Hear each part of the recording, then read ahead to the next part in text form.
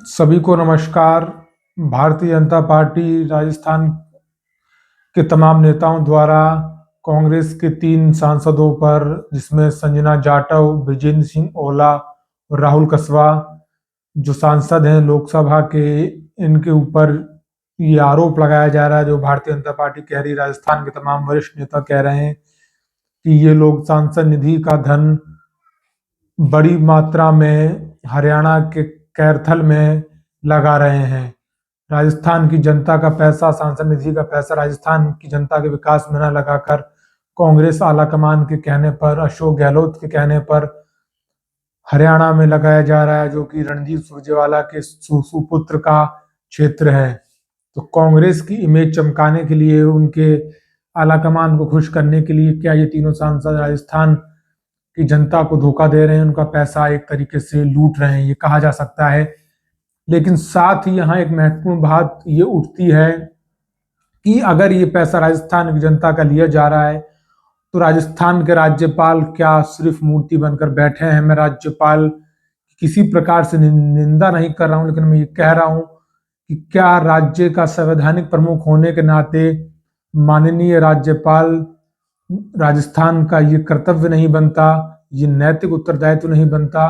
कि वो राजस्थान की जनता का पैसा अगर राजस्थान के बाहर लगाया जा रहा है मनमाने ढंग से, बिना उनसे पूछे हुए, तो वो उन सांसदों से जवाब मांगे और तत्काल प्रभाव से उनकी सांसद निधि रोकने का भी पूरा प्रयोग करें। क्योंकि इसमें ये नियम कायदे का ध्यान ना रखा जाए, कोई वो हवाला दिया जाए कि मैं राज्यपाल हूं, मैं ये नहीं कर सकता, मेरे हाथ में ये नहीं है, मेरे हाथ में वो नहीं है। मैं ये मुख्यमंत्री को इस मामले में नहीं ला रहा हूं कि ठीक है, मुख्यमंत्री एक सरकार जिसे जनता चुनती, वो एक अलग मामला होता है, लेकिन राज्यपाल संवैधानिक प्रमुख हैं, भारत के राष्ट्रपति द्वारा नियुक्त किए जाते हैं। तो क्या वो तत्काल प्रभाव से आदेश नहीं दे सकते कि नहीं, साम दाम दंड भेद कुछ भी हो, राजस्थान की जनता का पैसा राजस्थान की जनता के हित के अलावा और कहीं नहीं लगेगा, और अगर हरियाणा में भी लगाया जा रहा है तो वहां उसमें मेरी सहमति, पूरी मॉनिटरिंग कि पैसा कहाँ, कब, कितना और जनता के हित में किस तरीके से उसे प्रयोग किया जा रहा है, वो सारी रिपोर्ट राज्यपाल राजस्थान के पास होनी चाहिए। क्योंकि राज्यपाल बच नहीं सकते नियम कायदों का हवाला देकर, क्योंकि अगर नियम कायदों के हवाला देकर राज्यपाल बचते रहेंगे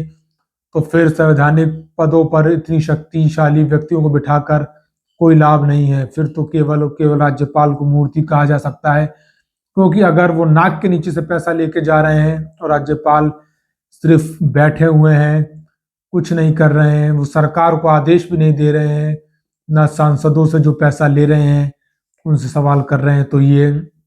जनतंत्र में जनता के साथ साथ संविधान के साथ भी धोखा है। क्योंकि संविधान